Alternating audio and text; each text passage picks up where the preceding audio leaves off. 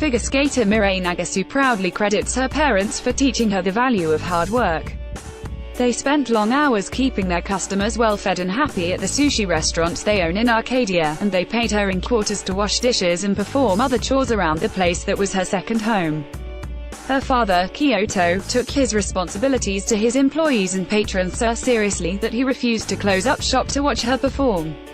My dad really never had time for my skating, which was okay because they were making a living somehow and the sushi restaurant is how they made their business, she said. Hold the sashimi.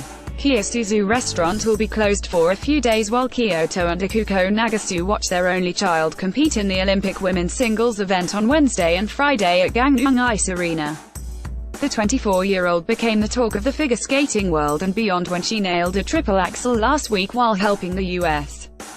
win a bronze medal in the team event, becoming the first American woman to cleanly land that 3.5 rotation jump in Olympic competition. Nagasu's feat has brought her fame, requests for dates via social media, and admiration from her peers. It might also elevate her in the judges' eyes and boost her chances of winning a singles medal, which no American woman has managed since Sasha Cohen earned silver in 2006. You just never know what could happen, Nagasu said at a news conference she shared with teammates Bradley Tennell and Karen Chen. That's why we're here, and that's why we're competing. This much is clear. The favorites are 15-year-old Elena Zagatova and 2017 world champion Evgenia Medvedeva, of the Olympic athletes from Russia team. Zagatova outscored Nagasu's historic triple axel performance in the team event by more than 20 points after she performed a long program that was backloaded with jumps, capitalizing on the 10% bonus that can be awarded for each jump done in the second half of a singles program. In the short program phase of the team event, Medvedeva silenced doubts about the state of the foot she had broken in November by performing the highest scored routine, earning 81.06 points. I feel like media has really given them this name that they're unbeatable. It is true, but also it isn't, said Chen, who was the 2017 US champion but yielded her title to Tennell last month. Yes, they're very consistent, very solid. They probably have the best shot at winning gold and getting on the podium. But again, the emphasis on the unpredictability and anything is possible. Ice is really slippery. Things happen. And there's always a chance for other people getting on the podium. Zagatova's backloading strategy has drawn criticism because it can be viewed as an unbalanced program that has little excitement for the first 2 minutes and a lot of jumping sequences crammed into the final minutes. Nagasu sees nothing wrong with Zagatova's approach. She's just taking advantage of the current rules, Nagasu said.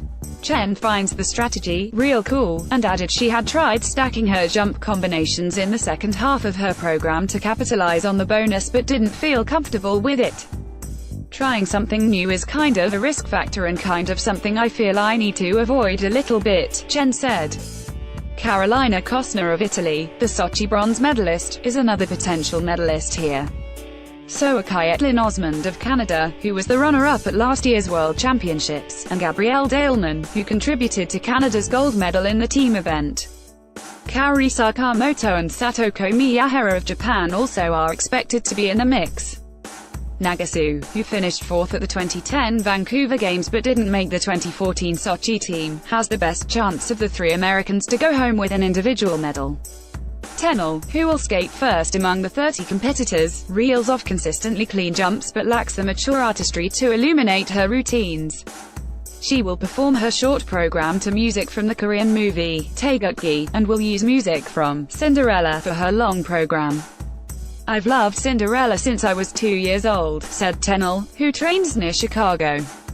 It's really a dream come true. Chen was fourth in her debut at the World Championships last year, but was ill during this year's U.S. competition, and was third behind Tennell and Nagasu. She wasn't chosen to participate in the team event and instead spent a week training on her own, far from Pyeongchang.